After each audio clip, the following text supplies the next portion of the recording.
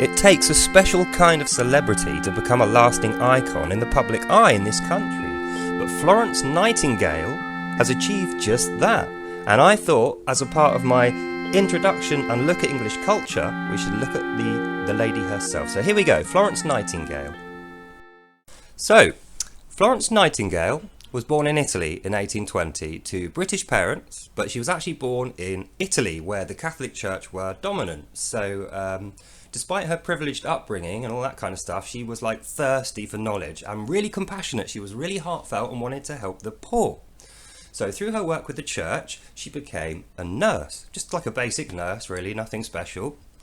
But she quickly gained a reputation for her remarkable dedication to her patients in war zones, dangerous, disease-ridden places that other people might not want to go.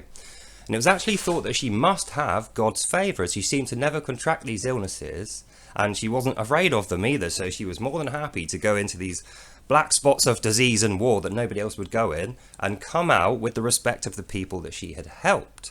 So her bravery and her contributions to healthcare earned her all kinds of accolades and honours, not to mention the love of the people.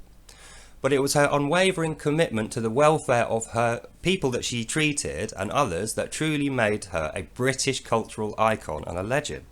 She was a true superhero, sans the cape, without the superpowers. In fact, no, her superpower was morality and having a courageous and loving heart.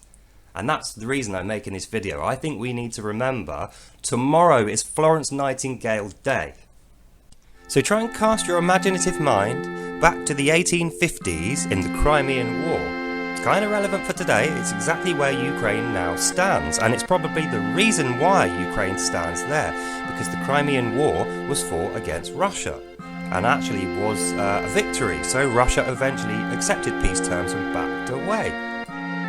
Yes, King Nicholas I of Russia, the defeated king, is strikingly similar to today's Russian king, Putin. Yeah, Science Direct did a great article on that, which you should go and read.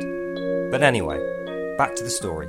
Going back to Miss Florence Nightingale and why she was so important, it wasn't just that she was a nurse. Her appearance and her support of the Crimean, the Ukrainian side of the Crimean War was actually decisive in fending off the Russians. And like I say, they eventually gave up and went home, which is kind of what we're expecting them to do in the present day now.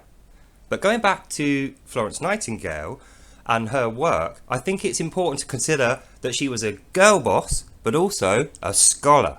Now, she was a statistician, a bit like me with my gambling. She'd make lots and lots and lots of statistical data and notes, compare it all, and then convert this into books and give it back to people with political sway.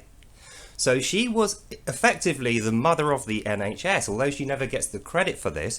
She was the she was the unique individual who brought technological advance into medicine. She revolutionized the military hospital, and from that, all hospitals across the UK and Europe and eventually the world. Not only does she get no credit for this, there are actually people like this lady, Nathalie Duché, a white, privileged, aristocratic daughter from Canada, has written this article calling her a racist. Now, I'm going to save you the pain of reading through this horribly written, very boring and inaccurate article. I'll just summarise the bullet points for you so you can see how ridiculous it is.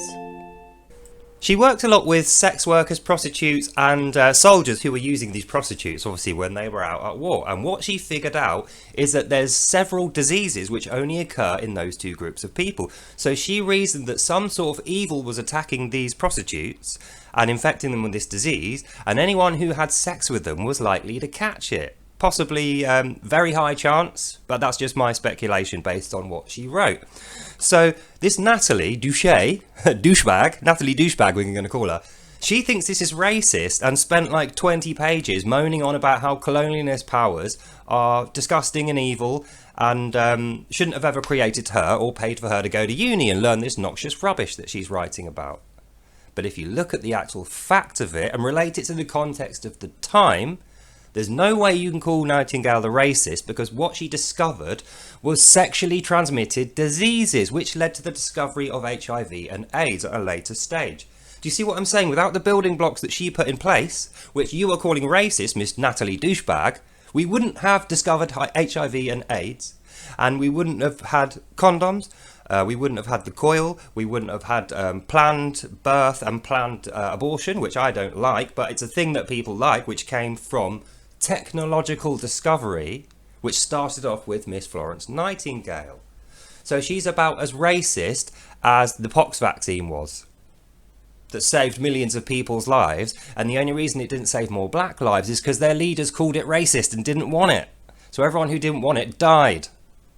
But anyway, back to the good part of the video. The non-racist, beautiful and iconic, loving, conscientious, Christian, lovely Florence Nightingale. Let's have a look. I wonder if Natalie Douchebag has ever heard of the British Red Cross.